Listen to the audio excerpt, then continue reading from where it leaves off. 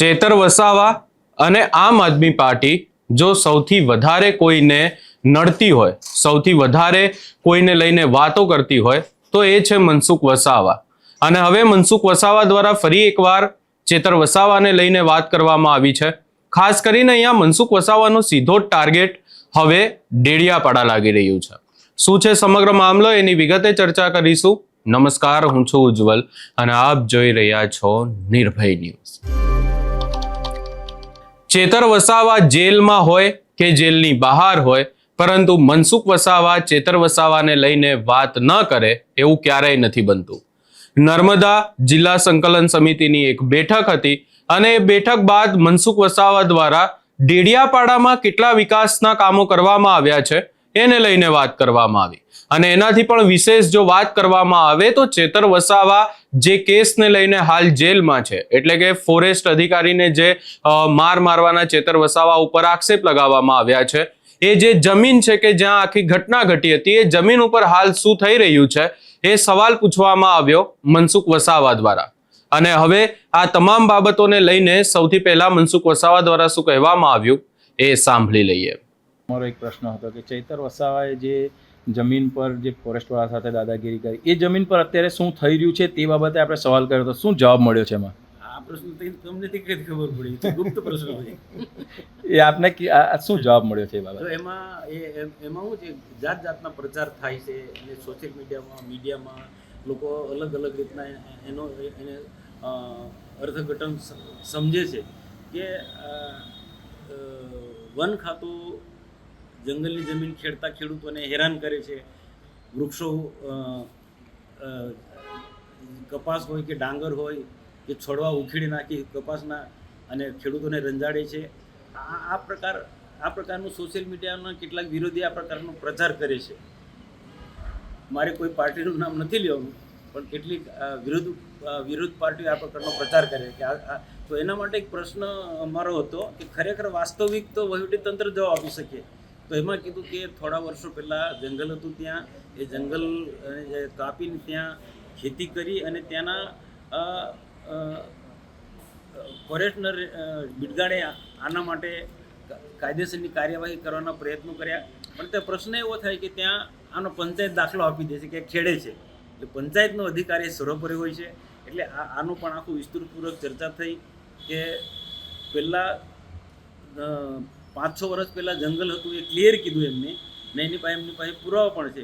પણ એ જંગલો કપાઈ અને પછી એ ખેડાણ થયું એ નક્કી છે, પણ પંચાયતના દાખલાના આધારે એ ખેડૂત કાયદેસરનો બની જાય છે. તો આની પણ વિસ્તૃતપૂર્વક ચર્ચા થઈ. અને બાકી તો તમે બધા જાણો છો કે સરકાર કે વન ખાતાની એક ભૂમિકા છે વન બચાવવાનું. એટલે એમની બીટગાર્ડ હશે, ફોરેસ્ટર હશે કે પછી રેન્જ ફોરેસ્ટર કે એ ટોટલી કોઈ પણ વન કર્મચારી છે એને જંગલ સાચવવાનું છે. તો ગેરકાયદેસર કોઈ વૃક્ષો કાપતા હશે ને તેમાં કાપ્યા પછી ખેડાણ કરતા હોય તે રોકવાની એમની જવાબદારી છે. એ કોઈ રંજાડતા નથી. એ વન બચાવ એ પણ તેટલું જરૂરી છે. વન સૃષ્ટિ ની જરૂરિયાત માનવ જીવન સાથે બહુ ઓતપ્રોત છે. એક સિક્કાની બે બાજુની છે. તો એ સરકારની ફરજ છે, વન ખાતાની ફરજ છે.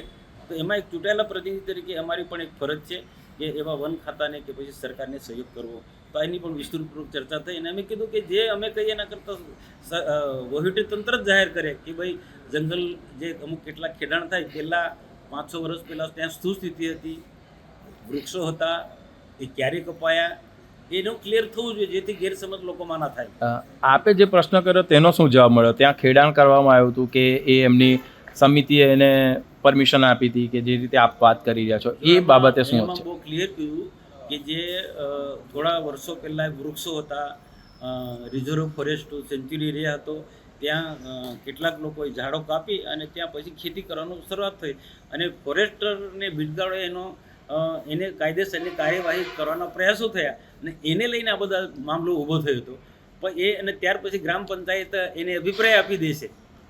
આ એક બહુ દુઃખની વાત છે કે આવા લોકોને ગ્રામ પંચાયતો જે અભિપ્રાય આપી દેશે તો પછી તંત્ર શું કરવાનું હતું? અને ગ્રામ પંચાયતના કે જે વન સમિતિ જે પ્રાથમિક જે કક્ષાની ગ્રામ્ય કક્ષાની સમિતિ એ અભિપ્રાય આપે પછી કાયદામાં જોગવાઈ છે કે એને વિલિડ ગણવું, તેને ફોરેસ્ટ બી નથી કરી રોકી શકવાનું, બીજા કોઈ પણ રોકી નથી શકવાનું. ફોરેસ્ટના પ્રયત્નો કરે છે. પરંતુ ખોટી રીતના જે ગ્રામ પંચાયતો આ રીતના અભિપ્રાય આપી દે છે એ એના માટે કંઈક ને કંઈક આવનારા દિવસમાં સરકારે વિચારવું જોઈએ કે જિલ્લાના અધિકારીના હાથમાં પણ નહોતું, ઉપલા લેવલના હાથમાં છે કે આ રોકવા માટે મતલબ ગેરકાયદેસર જે જંગલ કટિંગ થાય છે એ રોકવા માટે કોઈકનો કોઈક એવો કાયદો બનવો જોઈએ, એમાંથી રસ્તો કાઢવો જોઈએ કે જંગલ બચાવવા માટે, અથવા તો ખોટા પંચાયતો દાખલા ના આપી દે, વન સમિતિ દાખલા ના આપી દે, અભિપ્રાય ના આપી દે, એના પર કોઈકનો કોઈક રીતના બ્રેક વાગ્યું જોઈએ, એ રીતના વાત થઈ. સૌથી વધારે જે યોજનાનો લાભ મળ્યો પ્રધાનમંત્રી કુસુમ યોજનાનો, તો આપણે નર્મદા જિલ્લામાં તે પણ ડેડિયાપાડામાં લગભગ 530 કરોડ રૂપિયા ડેડિયાપાડામાં, તે પણ માલ સામોટ એરિયા વિસ્તારમાં, ડુંખલ વિસ્તારમાં આ 530 કરોડ રૂપિયા પ્રધાનમંત્રી કુસુમ યોજનાના લાભ ખેડૂતોને મળ્યા. અને બહુ મોટી વાત છે. એમાં પણ નાની મોટી કંઈક ક્ષતિઓ હોય છે એની પણ એક સમીક્ષા થઈ, અને હજુ કોઈ બાકી ખેડૂતો લાભાર્થી હોય એમને પણ પૂરેપૂરા મળવા જોઈએ એ રીતના બહુ વિસ્તૃતપૂર્વક ચર્ચા થઈ. આનો પણ એક કારણ કે આટલી બધી 530 કરોડ ગ્રાન્ટ એટલી વપરાઈ ને લોકો 12,000થી પણ વધારે ખેડૂતો આનો લાભ લે છે, અને આના કારણે જે સ્થળાંતર હતું એ અટકી ગયું છે. એટલે બહુ મોટી વાત છે, તેનો પ્રચાર પણ થવો જોઈએ. એ રીતના આજે જિલ્લા સંકલનની અંદર અમે વાત કરી. ધારાસભ્યબેન દર્શનાબેને પણ શિક્ષણને લગતા, એ ઉપરાંત ખાણ ખનીજને લગતા કેટલાક જે પ્રશ્નો જે છે, ખાણ ખનીજ વિભાગ થોડું એલર્ટ ભરે. ધારાસભ્યબેનનો પણ પ્રશ્ન હતો અને મારો પણ પ્રશ્ન હતો એ આ સૌથી ઘણી બધી ફરિયાદો છે બેફામ પ્રમાણે હાઈવા રેતી ભરેલા કે માટી ભરેલા કે પથ્થર ભરેલા જે ચાલે છે એના પર બ્રેક લાગવી જોઈએ, એની પણ અમે રજૂઆત કરી. અને ક્યાંક જિલ્લાની અંદર ખાણ ખનીજ આડેધડ જે વહીવટી મંજૂરી આપી દેવામાં આવે છે ખાણ ખનીજ વિભાગ દ્વારા, અને એના આધારે રાજ્ય સરકાર આવા લોકોને મંજૂરી મળી જાય, જેના કારણે ખેડૂતો જે વર્ષોથી જંગલની જમીન ખેડતા હોય એમને તકલીફ થાય છે, એમની રોજીરોટી છીનવાય છે, આજીવિકા છીનવાઈ જાય છે. એ પણ એક પ્રશ્ન હતો, એનો પણ બહુ વિસ્તૃતપૂર્વક એની ચર્ચા થઈ. અને આવનારા દિવસોમાં કોઈ ગરીબ ખેડૂતની જમીન છીનવી અને કોઈક કોરી ઉદ્યોગવાળા એ બચાવી ન પાડે, એ પણ એક બહુ ગંભીર પ્રશ્ન હતો. તો આવા જિલ્લાના હિતમાં, પ્રજાના હિતમાં, ગરીબોના હિતમાં બહુ વિસ્તૃતપૂર્વક બધા અલગ અલગ પ્રશ્નોની અમે ચર્ચા થઈ.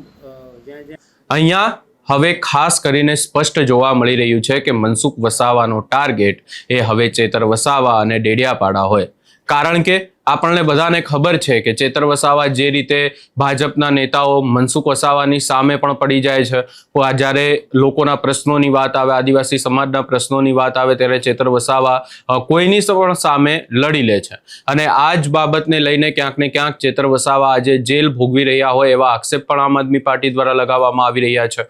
આ તમામ ચર્ચાઓની વચ્ચે હવે મનસુખ વસાવા દ્વારા અહીંયા જો તમે ધ્યાનથી સાંભળ્યું હોય તો એક વાત એવી કરવામાં આવી રહી છે કે ડેડિયાપાડામાં કેટલો ખર્ચો સરકાર દ્વારા કરવામાં આવ્યો, એટલે કે ભાજપે કેટલા કામો, વિકાસના કામો ડેડિયાપાડામાં કર્યા.